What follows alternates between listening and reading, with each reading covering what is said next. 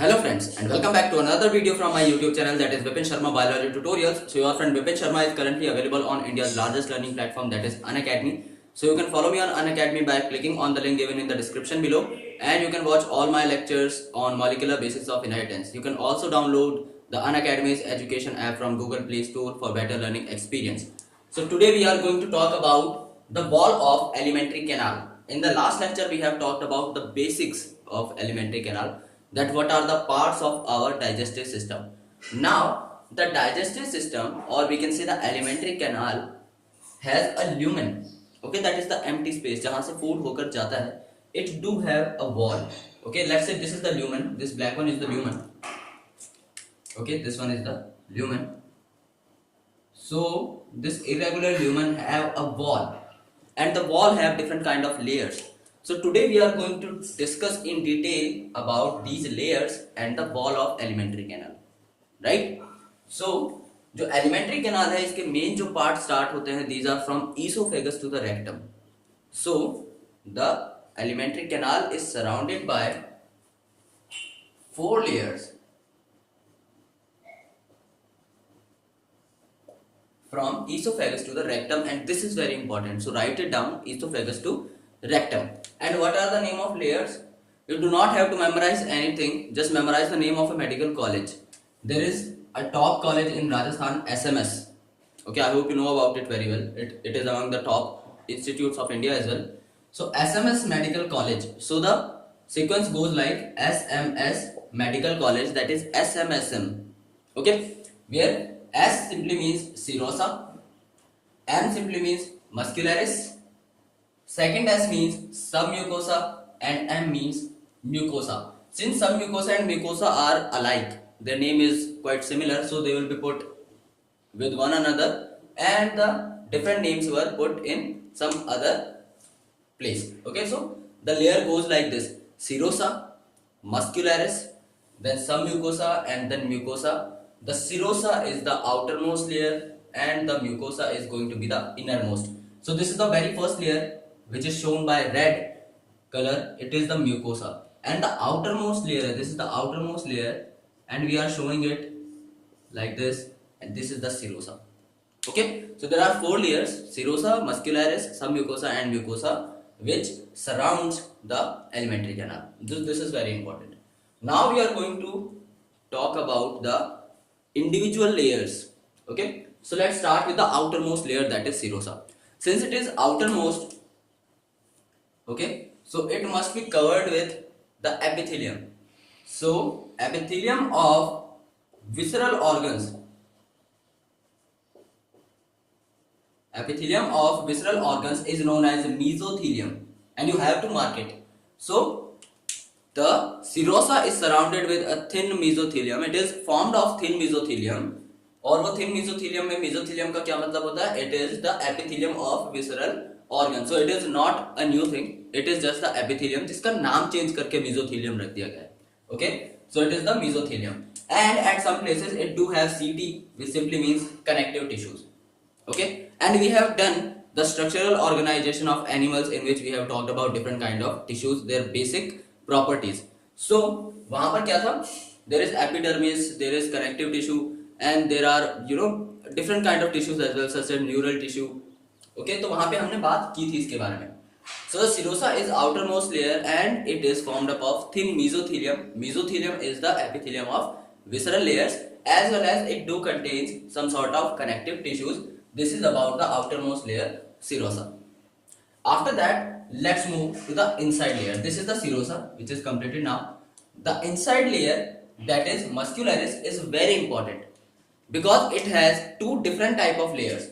The inner one is going to be circular, okay, and the outer one is going to be longitudinal. So this layer shown with red bubbles, okay, this red bubbles, this layer is the outer longitudinal layer, and this green one is the inner circular layer, and that outer and inner circular layer combines to form the muscularis. So muscularis formed by the combination of the outer longitudinal layer and inner circular layer. अगर outer inner में confuse होते हो तो let me show you a diagram, a very simple diagram. this is the inner circle, okay, and for packing it well, okay, तो क्या करना है हमें, कुछ we have some objects and you have to pack them well. So how can we pack them well? If they have identical geometry. So if all of them are circles, there will be some spaces between them, so it will occupy a very large area. But if we enclose it in a longitudinal area, then the next box can come here, the next one is here, so it will occupy and it will got packed in a very specific manner. तो आसानी से उनको रख सकते हैं हम लोग. So the inner layer is going to be the circular one and the outer is going to be the longitudinal one. Just memorize this diagram. This will help you to learn the properties of this muscularis layer. Okay, the inner layer is circular, the outer one is longitudinal. Okay, so this is the diagram. So यहाँ पे हमने दो layers की बात की. The inner one is circular, the outer one is longitudinal, which will combine to form the muscularis. Okay, which is formed up of smooth muscle. As the name indicates, muscularis, it means that it is formed up of muscles, obviously. Okay, and there are different type of muscle as well. There are skeletal muscles, there is cardiac muscles. The cardiac muscles are present in heart, and the skeletal muscles move according to our potential, such as the muscles of biceps. Okay, हम उनको अपने हिसाब से control कर सकते हैं, of locomotory organs. So these are a little bit different, but smooth muscles used to work for their own signal. So we cannot control the motion of our stomach, the motion of our intestine, the churning movements. We cannot control them. They are self-controlled. So it is quite obvious, it is quite common that it cannot be cardiac, it cannot be skeletal. So obviously it is going to be smooth muscle. Very simple. You don't have to memorize anything. You just have to use the common sense. Okay. And from this diagram, you can easily understand that the inner layer is going to be circular and the outer layer is going to be the longitudinal one. And in sometimes the oblique layer is also present. Okay. So oblique layer may be present. May simply means that there is no assurance. It does not mean that the oblique layer is always present. Okay. So in most of the cases, there is an inner circular layer and outer longitudinal layer. But in some cases, okay, but in some cases only, an oblique layer is also present. So this is about the muscularis. Okay. After that we have submucosal layer. It is formed up of loose CT, that is loose connective tissue. Okay. So it is formed up of loose connective tissue which is containing a lot of things. Now what does that loose connective tissue contains? It contains a lot of nerves. Okay, blood supply, it means that the layer is quite vascular because the blood supply is present. It do have lymph vessels also. So blood की supply है, lymph की supply है, nerves की supply है. It is quite important, and it is formed up of loose connective tissue. As we can see over here, the layer is quite loose. Okay, the layer is quite loose in this direction, and this is the submucosal layer. So from one side it is regular, from the next side it is irregular. The red one is the irregular side, so it is loose. Okay, it is not densely bound. So loose connective tissue से बना है. It do have blood, it do have nerves, and it do have the lymph supply or the lymph vessels. Okay. After that, the last layer or the innermost layer is going to be mucosa. Now the question will come like this: which particular layer of alimentary canal surrounds the lumen?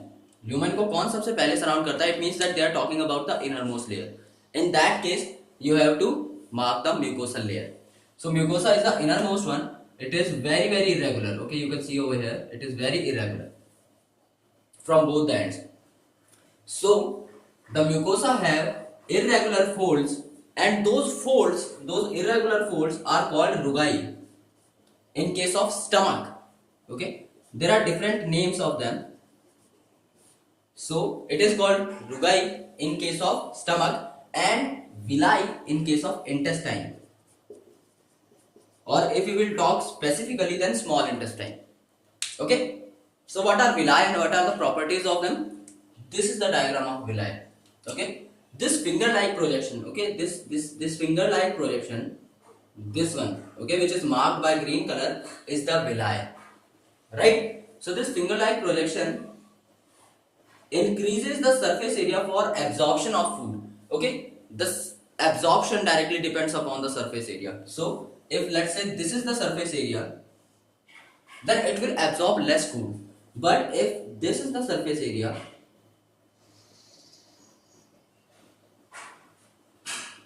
then it will obviously absorb more food.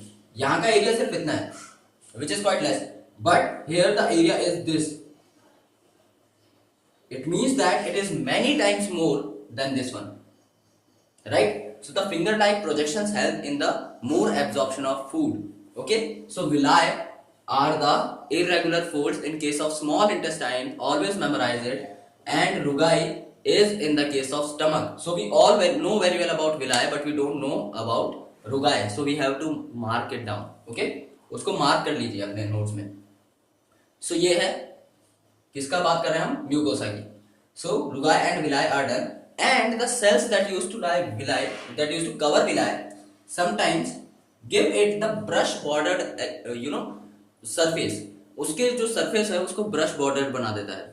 It means that it will give rise to even smaller projections, that is microvilli, which will increase the surface area up to many times.